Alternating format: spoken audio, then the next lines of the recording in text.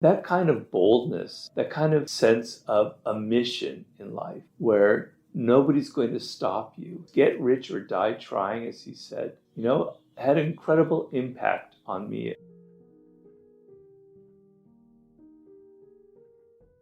When I did the 50th law, I spent about 8 months basically attached to 50's hip. I followed him to his home in Connecticut where he lived and saw all the weird, strange people there. I was in New York with him and all of his business ventures, G-Unit Clothing, books, etc., his management company. I went to where he grew up in Southside Queens, met all his childhood friends, and hung out with him on the streets where he grew up, where he was a crack dealer. And then I was with him in Vegas for the VMA Awards, meeting him with Kanye West and their kind of battle there, and meeting Floyd Mayweather Jr. and all these different incredible adventures. So it was one of the highlights of my life. So I think I understand him in a very deep way. And when I was writing the book or coming up with the idea, I was trying to think, what is the essence of 50? Because if you think about it, hundreds of thousands of young men grew up in similar circumstances, Black young men, as 50, and many of them are dead or ended up in prison or in terrible circumstances because of the very, very adverse circumstances they faced growing up in this part of New York. Why did 50 manage to overcome all of that? What is different about him? How was he different from all these other people that allowed him to surmount all of these terrible circumstances? And when I looked at him, there was this kind of quality of fearlessness, right? He wasn't afraid of anything, basically. And I don't mean this as far as life and death and facing bullets. He wasn't afraid of being criticized.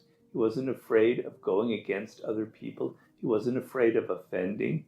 He was just extremely ambitious. And so what I learned from him and being around him is, I always thought that I was a pretty fearless person, When I was young, I did things that I would never do now. I was incredibly adventurous. But compared to 50, I saw that I was actually a very fearful person. I had a lot of anxieties. I was worried about what other people thought about me. I was trying to be very agreeable and nice and pleasant to get along with them. And I realized, you don't need to do that, Robert. You can be more abrasive sometimes. You don't have to worry about constantly pleasing people. In fact, sometimes you can deliberately displease people.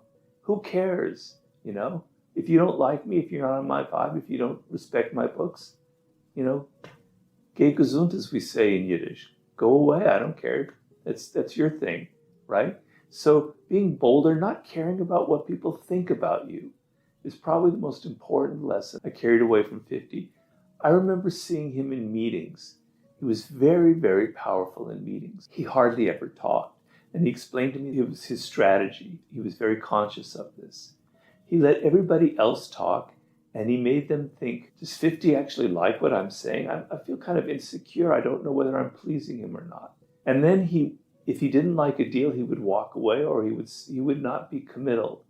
And that kind of power of not caring, of not being so tied into pleasing people and getting a deal done and talking about himself, just emanated power. And so he said, Robert, I've noticed something about you. He was kind of criticizing me, and I don't mind criticism. I actually enjoy it. He said, I noticed, Robert, that you shake your head a lot when you're listening, right? I go, yeah. He goes, that's kind of a little bit weak, Don't do that so much.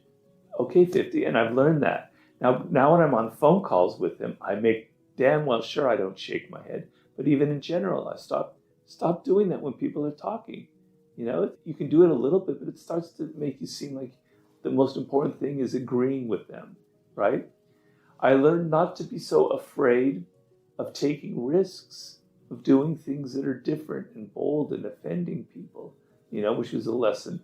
And then, obviously, 50 was shot 9 times from, like this range here. He came this close to dying. So when you face death like that, what are you going to be afraid of, right? I mean, what worse can happen to you than getting shot right there in your face? Not much. So physically, he had lost his fear of death. And that's an incredibly powerful feeling. So when he launched his mixtape campaign that made him who he is today, a campaign that I talked about very deeply in the 50th Law, and something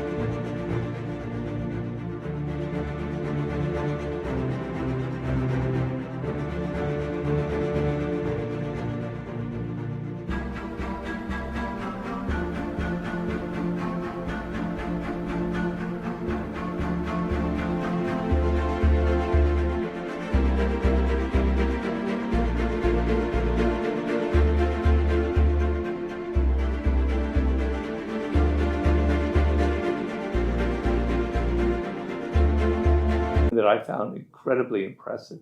It was right after he was shot, and he goes, I am going to get revenge on all the people that doubted me, that cut off my contract, that said 50 is too dangerous, that we can't have business with them. I'm going to show them, and I'm going to show them through my actions. I'm going to create this mixtape campaign on the streets of Queens in New York, and I'm going to transform myself into the hottest person.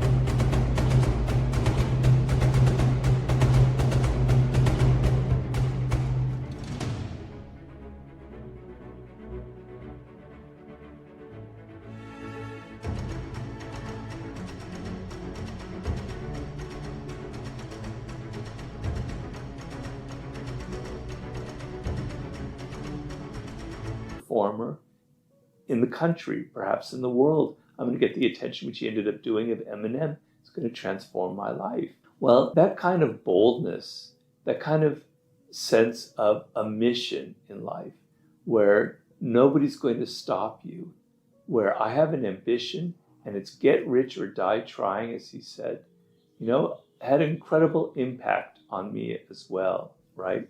So when I'm thinking about a book, my next book, et cetera, or about where I'm going in life, I'm not worried about what happened before or what people think of me or whatever. I put everything into it, and I'm certain that I'm on the right path. I don't have any doubts. I put all of my energy into it, and I have a kind of boldness and even carelessness and recklessness in what I do, because the energy that you bring to it is what ends up exciting people. So I also learned from 50 his sense of being connected to the streets, of his anger, which he felt very deeply. He had a lot of anger in him about other rappers, about how he had been treated by certain people. He channeled it into his work, and he made it something you feel in his songs and his music. And I learned in creating my books, prior to working with 50, but certainly since then, to not be afraid of that anger and to put it in there and to express it in my writing and in all of the work that I do. And so the main thing that I got from 50 is his calmness. Whenever things are going on around him that are or people are panicking, etc., he is always very calm and secure. And I've always sort of admired that in him, and I always wished I had that quality. And so when I think about those moments in my life where I'm getting panicky and worried about things and worried about what I have to accomplish and how things might be going wrong, I remember that moment where I saw him in the midst of a crisis being completely placid and serene and guiding everybody else. And I go, that's my icon. That's what I want to be like whenever I'm facing a panicky situation. I could go on and on and on. His work ethic and all these things, and also his pleasant demeanor. He's very much doesn't have any negative energy. He doesn't complain. And being somebody from my background who likes to complain a lot, I went, I could complain less. I could be more like that. Here's somebody who should be able to complain about so many things, but I never heard 50 complain about anything. I don't mean to make him out to be a saint because he's not, nobody is. But these are some of the great things that I learned from him, just in his manner and how he carried himself and how I would like to emulate those qualities.